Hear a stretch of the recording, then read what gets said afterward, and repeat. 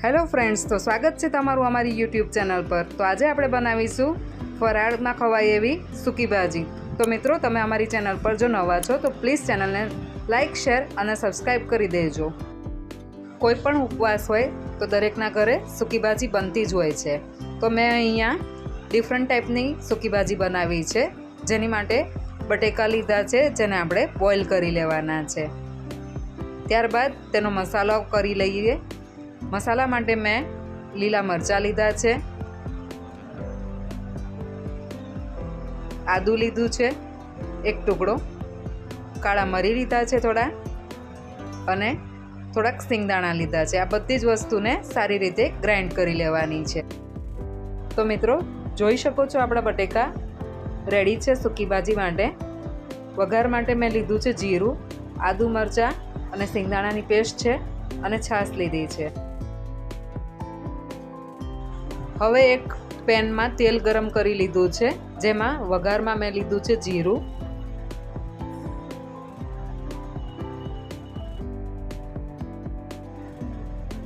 જીરું સોતે થાય ત્યાર પછી આપણે વઘારમાં લાલ મરચાં મૂકી દઈશું।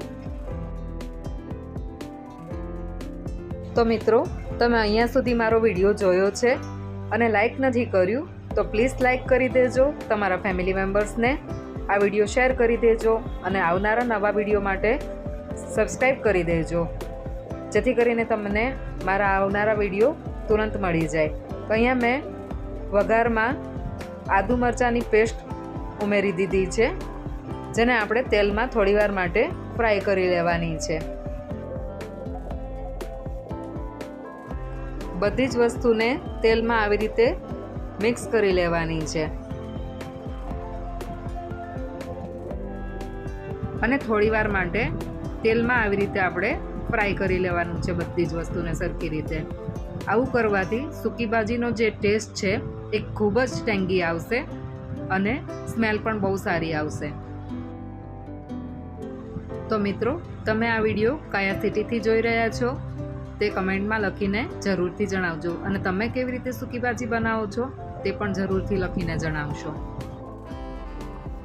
લગભગ 5 થી 7 મિનિટ થઈ ગઈ છે।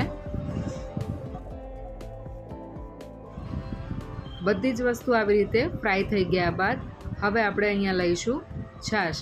છાશ તમે અહીંયા ખાટી અથવા મોળી લઈ શકો છો। થોડી ખાટી હશે તો ટેસ્ટ ખૂબ જ સરસ આવશે। છાશ નાખ્યા બાદ અહીંયા મિશ્રણને સારી રીતે બોઇલ કરી લેવાનું છે 5 થી 7-8 મિનિટ સુધી, અને આવી રીતે મિક્સ કરી લેવાનું છે।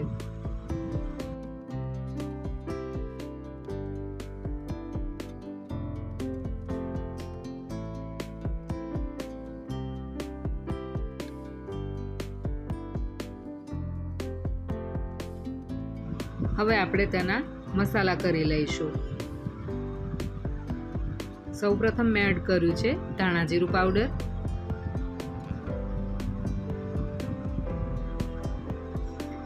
અહીંયા આપણે લીલા મરચાં નાખ્યા છે અને મરી પણ નાખ્યા છે, તો લાલ મરચું એડ કરવાની કોઈ જરૂર નથી।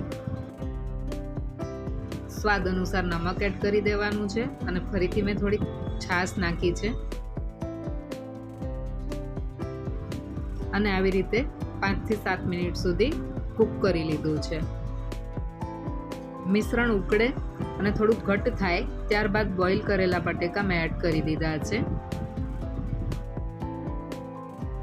બોઇલ કરેલા બટેકા એડ કરીને બધી જ વસ્તુને સારી રીતે મિક્સ કરી લઈશું, અને થોડીવાર માટે કૂક કરી લેવાનું છે।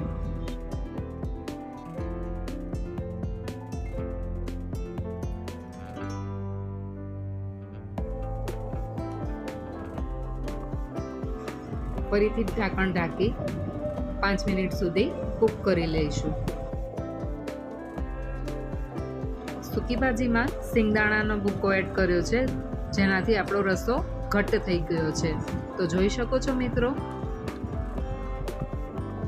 આ સૂકી ભાજી ખાવામાં ખૂબ જ ટેસ્ટી છે। તો મિત્રો, તમે પણ જરૂરથી ઘરે ટ્રાય કરજો, અને આપણે હવે આ સૂકી ભાજીને સર્વ કરી દઈશું।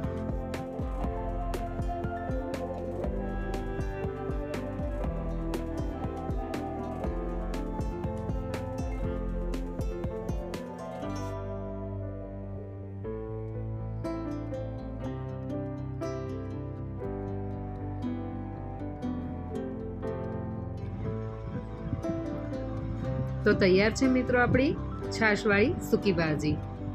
તમને આ રેસીપી કેવી લાગી તે કમેન્ટમાં લખીને જરૂરથી જણાવશો. તો ફરી મળીશું નવા વિડીયો સાથે. ગુડ બાય મિત્રો.